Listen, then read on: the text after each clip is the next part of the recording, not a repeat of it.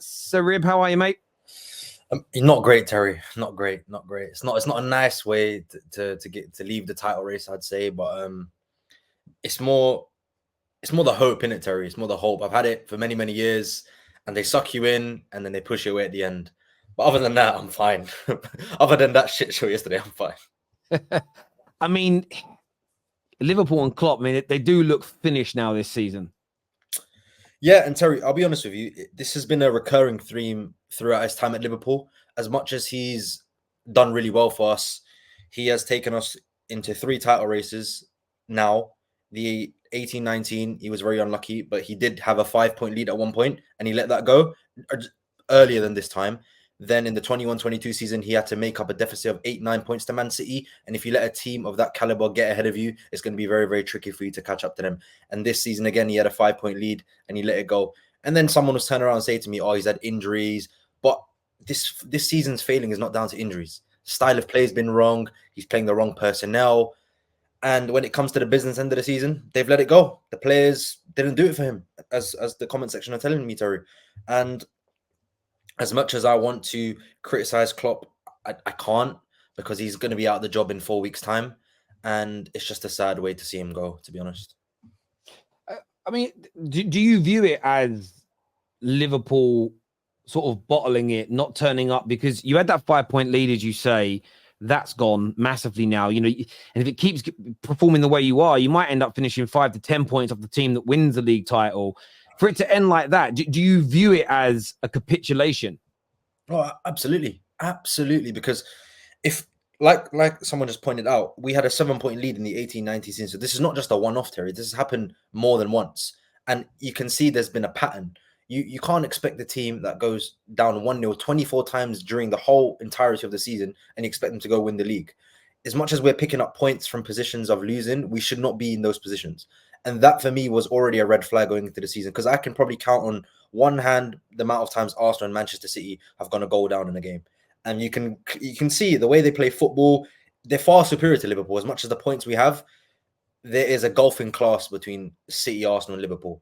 And it's quite evident. I think all of us are in agreement that we saw it in the games against Man City. Maybe the Anfield game, we put a lot of pressure on them, but we didn't win that game. We went to the Emirates and got absolutely battered. We went to the Etihad. We didn't play well. So it's not just been a pattern over this season, Terry. It's been quite a while. Even it's coming to start of last season, we've been conceding first. Terry, Liverpool definitely bottled it. Absolutely. They ruined their whole entire season, went down the drain in 1 week. It's reminiscent of many things that I've seen before. We've seen in my own club.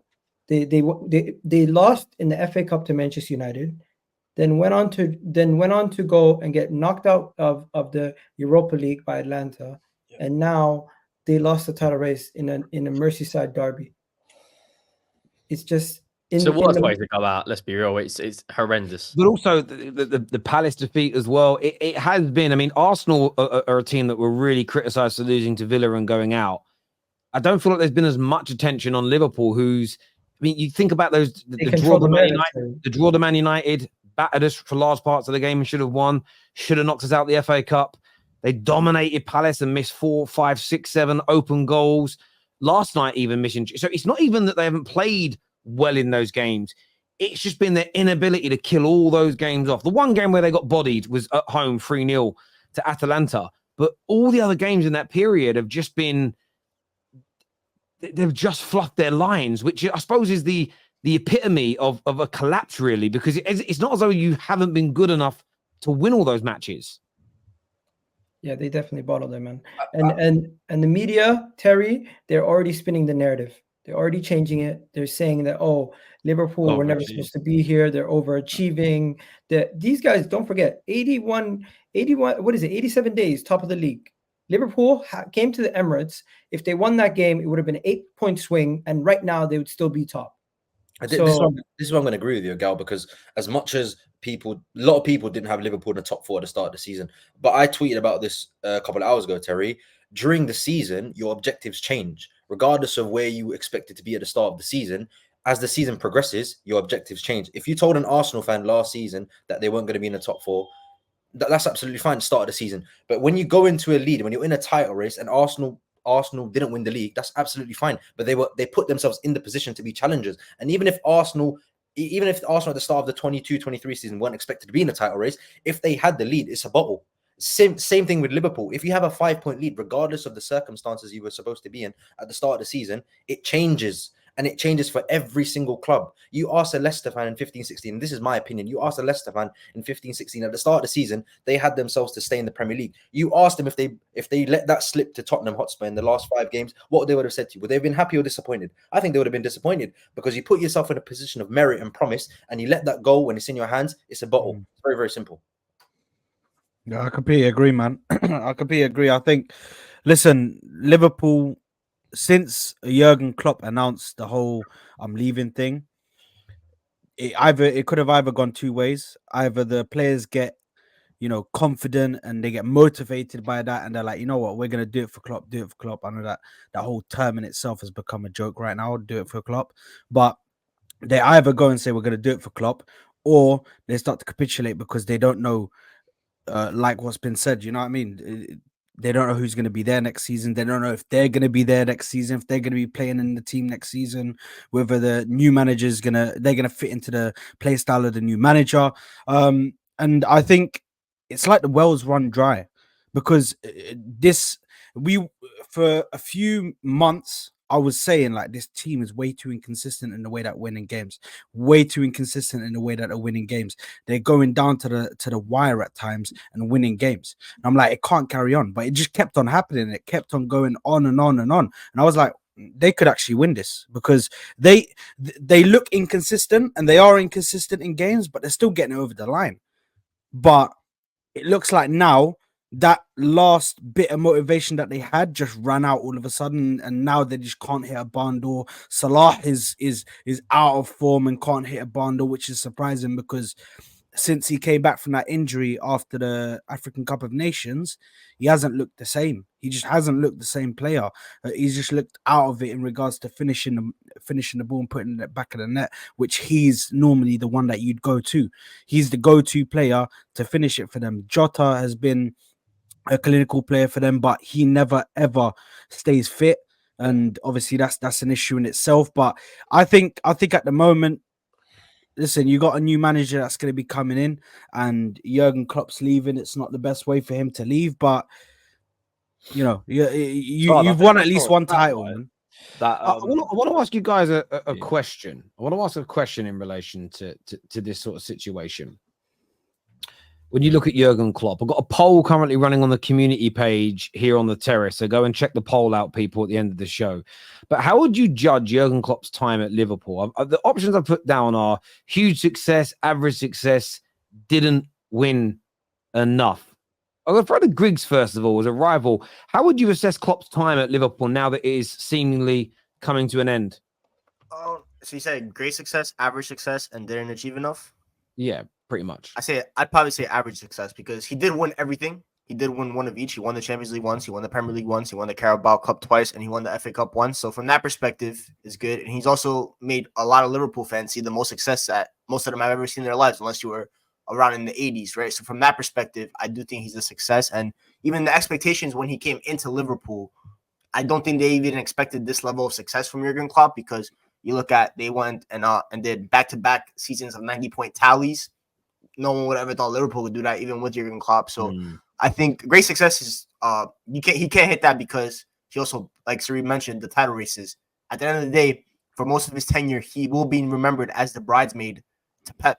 That's what he is, kind of like what a Wenger was to Fergie. It's the Pep era, same way it was the Fergie era, and he's just the second guy. He's a silver medalist in that kind of sense. So that's why he can't be a great success, but I also can't put him in didn't achieve enough, because for most of his time, he has been consistent. They have looked good, but I also say this about Klopp. He's leaving at the perfect time. This Liverpool team is in dire need of a rebuild, and that's why they brought back Michael Edwards, because he was part of the first rebuild. And when you look at it, he was a key part, because you mentioned how Jurgen Klopp and these players that you're talking about that look like flops, Darwin Nunez, Dominic Szoboszlai, there are Klopp signings. And we talked about United earlier. Certain managers can be a coach, and certain coaches can be managers and oversee the whole club. Jurgen Klopp cannot oversee a whole club. He cannot be in charge of transfers, because this is the same guy that in 2016 wanted a Julian Brandt over a Mohamed Salah. He wanted Julian Draxler over Sadio Mane, but Michael Edwards told him, none of that. This is what our data tells us. This is who fits your system best. And that's what Liverpool have always been built off, data. And they've kind of gone away with that with Jurgen Klopp because he wants his guys. And if you look at it now, you think about the Darwin Núñez's, the Szoboszlais, these are all Klopp signings, and they're just not good enough. And I wonder if Edwards would have stayed and carried on buying the players, if this Liverpool team would have won. They could have more, And how would you, as a Liverpool fan, Sarib, how do you kind of assess the Klopp era and it ending? When you look at it from a Liverpool perspective, yes, it's been far more successful than most other clubs, but Liverpool have a rich vein of success. When you think about the Paisleys and the Shankleys, how do you personally assess his time at Liverpool and rate his success levels? Look, as a Liverpool fan, from where we were and where he's taken us to, I'm always going to be very, very grateful to him because he brought me some of the best times of my life. And maybe that's sentimental, and maybe that's why I'm going to say his success was good at Liverpool. But if I'm looking at it from an outside perspective and I look at the opportunities he had to win trophies, the cups he let go in the in his earlier tenure, it was kind of average. As much as he won the Premier League and the Champions League, like Greg says, he only won it one time. And when you're trying to be a dominant force in England, like a Ferguson, like an Arsene Wenger was when he got the Invincibles and he won those back-to-back league titles, and the Chelsea, the Jose Mourinho teams, you have to win more. You have to win more league titles to leave a legacy. I think he's going to have a very large Liverpool legacy because he brought that Premier League title home that we didn't ever win. And we had a drought for 30-odd years. But if you're looking at it from an outside perspective, as a United fan, Tottenham, Chelsea, Arsenal fan, you're going to look at it and think he was good, but maybe not good enough. And that's why he's going to leave with one Premier League title, one Champions League. But in hindsight, Terry, we also have to apply context because he's been competing with arguably one of the best teams we've ever seen in the Premier League in Manchester City. And I don't want to shift it to the charges, but that's context as well. I don't want to shift it to that narrative, but he's going head to head with arguably not even the level of funding that he should have been given against Pep Guardiola. Arguably, people can say the best manager of all time, best manager in Premier League history. That's another argument. That's another debate for another day. But he at least got us to competing with Man City that I thought wasn't possible when he came in. And that's why I'm going to be forever grateful for him. But I'm always going to look back to this time and go, maybe one more league time, maybe one more Champions League, maybe that 17, 18 Champions League, maybe that 21, 22 Champions League, maybe the cups. It's just... Yeah, I think that's... Do you know what? I would. The context is always key. Question, Terry. I don't think it's a hard question. It's just say what you think and feel. I feel like with Klopp, I think he's been very successful personally, and I do believe in the context that he was up against a really good. But Terry, you can say that about Jose. Jose beat Ferguson. Wenger beat Ferguson. Kenny Dalglish beat Ferguson to a trophy. And in terms of his overall trophies, fantastic. He won every one. But he should have at least one more league title. No, and I understand that. So I think he's been very successful. But for it to be like huge success, when he, a couple of times you had a fairly sizable lead at the top of the league and you haven't capitalized upon it. You think back to the Real Madrid final, you battered their goal but couldn't put the ball in the back of the net. The biggest disappointment for me is I think in the first 3 to 4 years, the sort of disrespect shown to the League Cup and the FA Cup. Because if there was 2 more League Cups, another FA Cup or 2, it changes the volume of trophies. I think you were good enough to win that. I remember that time you were knocked out by Championship Wolves at home in the FA Cup. And I remember just looking at it thinking, at the time, you hadn't won the Champions League or Premier League. And I just thought, who are these teams turning down the chance to win these trophies? Because it's the end of your time at a club when we look back and reflect on the CV. And context will be lost at some point. There are people that don't understand how good Serie A was in the 90s when Man United won the Champions League. They're like, it's Serie A, it's not very good. Well, it was amazing back then. Ancelotti only won, like 1 or 2 times. I mean, I was talking to somebody about Bergkamp a little while ago, and he went, I know he scored loads of goals at Ajax, but the Eredivisie is not very good. But in the 90s, it was amazing. That's what I mean. Context will become lost. In the cold, hard light of day, when we look at all the people that win the Champions League in the 70s, the 60s, the 50s, we weren't alive, but we just go, well, they won it. They were the best. None of us go back and deeply research the context. And I think that's why it's important to win as much as you can, as regularly as you can, because that's how long-standing legacies are personally built. I'm just going to say this.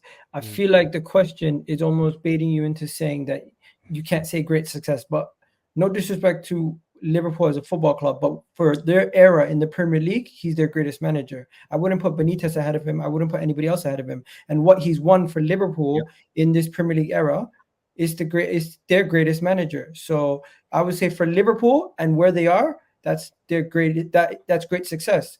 If it's Manchester United or Chelsea or Man City who've won a lot more trophies, or even Arsenal. Let me premise the question again for you. Even Arsenal, he won a Champions League. Yeah, let me just step in for a minute. I'm talking about it from a footballing perspective, not a Liverpool perspective. And I'll give you an example for that. Man United are in our banter era of the last decade. But our banter era of the last decade would be one of the most amazing eras in Spurs' history if they were to win a European trophy and 3 domestic cups. Yeah, facts. And that's not a dig. So I'm looking at it as, so when I'm asking a question about Klopp, I'm asking it how will football view it as opposed to Liverpool. Liverpool and Chelsea success. Chelsea in Klopp's time also won a league and a Champions League. Exactly. So not only are you looking at Guardiola and Pellegrini and Mancini, Chelsea, who are in the gutter in the last 5-10 years, have also won the same amount as Jurgen Klopp. But you also had It's not like funding that Klopp's never had, and that's the question to the owners. I'm not saying that solely our success is down to the ownership, but I think we have overachieved based on we've always been sell to buy, whereas Chelsea and Man City always can add to this squad. Yeah, like, but Van Dijk you weren't always sell to buy. I think the question, but I think the thing is, I think it's a bit of a myth, but I think the thing is, yeah, you guys spend a lot of, anyway. I think the thing is with Liverpool, and that question, like, sorry, that made me get weird. Liverpool fans claiming you don't spend money is crazy. Sorry. Okay, let me get my head straight, because that's crazy to say that when we actually look at the numbers. But when the other trophies were available, like when we just talked about Chelsea winning trophies, even we won some trophies, Klopp wasn't the one winning them when Pep wasn't. And I think that's also something to be said. When you think about the Wenger versus Ferguson era, it was kind of like Wenger versus Ferguson. There was nobody really creeping in there much. You did have Jose creep in a bit, but it was mainly those two. That's who people were talking about. Klopp had breaks in there, and I think what Terry said is the biggest issue is not taking all those other trophies serious, and he basically said it out loud a lot of the time, and who they put on the pitch made a big difference, because we're talking legacy now.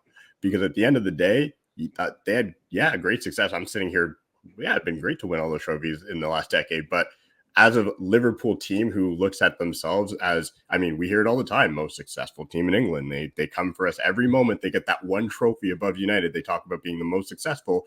So for Klopp to have built a legacy in that period, he would have had to win more, in my opinion, because in 10, 12 years, we'll be like, yeah, Jurgen Klopp was good.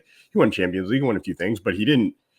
Like Pep wasn't sitting there going in every year being like, oh, I really got to be afraid of, like, sure, he says it out loud, but he wasn't. He didn't dominate. That's the problem. He didn't dominate. He didn't. I noticed last year a lot of Liverpool fans were really like worried that Arsenal were going to win the league last year and this year also, because if we win the league, we'd be on the same amount of league. Klopp and Arteta would be on the same amount of league titles. Obviously, he's won a lot more outside of that, but just the league titles alone, you guys left a lot of meat on the bone. So I get what Terry's saying with that whole thing. But as a Liverpool perspective, you guys shouldn't really care.